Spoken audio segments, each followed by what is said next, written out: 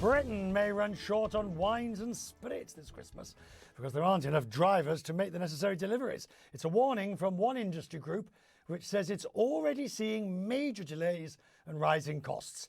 It's calling for the British government to relax visa rules to get more foreign drivers.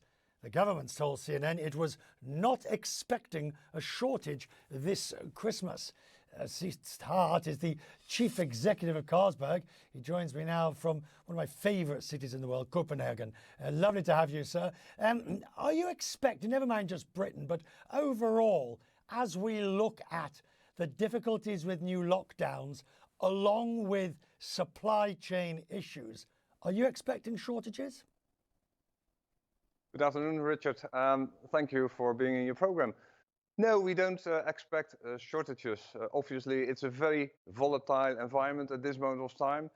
The combination of shortages here and there, but also, of course, the outbreak of corona again, you could argue, in some countries in Europe. But still, we are looking forward to Christmas, and we will be able to deliver the bars, the pubs, and the shops as far as they are already opened by then, of course.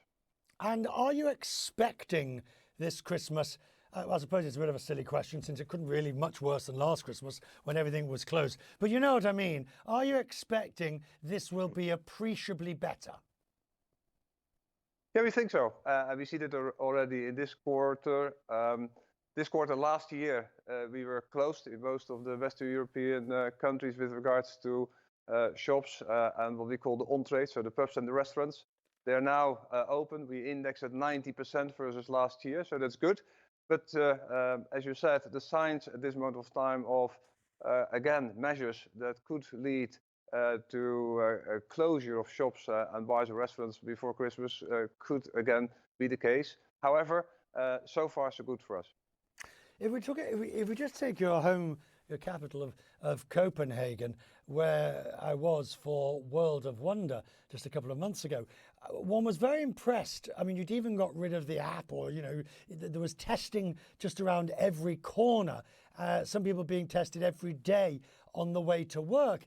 And even with a very high level of vaccination, Denmark has not been immune to rising numbers and higher and more restrictions. What do you think needs to happen?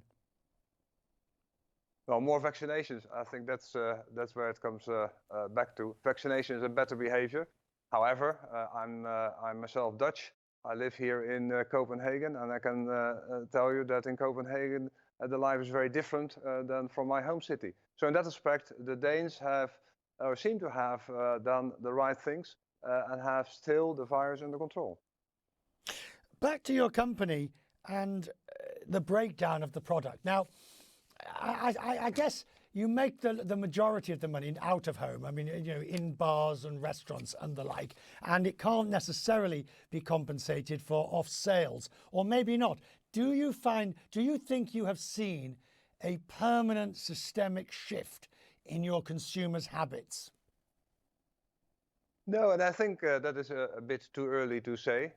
I must say the off-trade, so the shops, the retail shops are for us of more importance than the on-trade. So it's more or less globally 75% the retail and 25% the on-trade. What we see, especially after or during the summer and after summer, that our consumers want to go back to the bars and the restaurants. They want to feel free. So we saw indeed a very good development of that part of our businesses again. And therefore it's sad, especially, of course, for the people themselves, for also our customers, that they now have new regulations.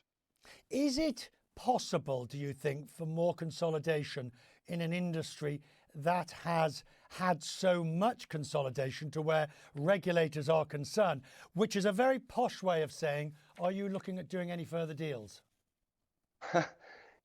Well, we were not involved in the bigger consolidation that was between 2010 and 2015, you could say. At that moment of time, there were lots of opportunities, but we didn't have the cash. Now we have the cash, but there are less opportunities. But we're interested in it. I mean, that's very tantalizing, sir. That's very tantalizing. You going to tell me any more? No, no, I'm afraid not. But you would not expect me to do, I guess. No, but I travel in hope more than expectation. Good to see you, sir. Very grateful that you've joined us tonight from Copenhagen.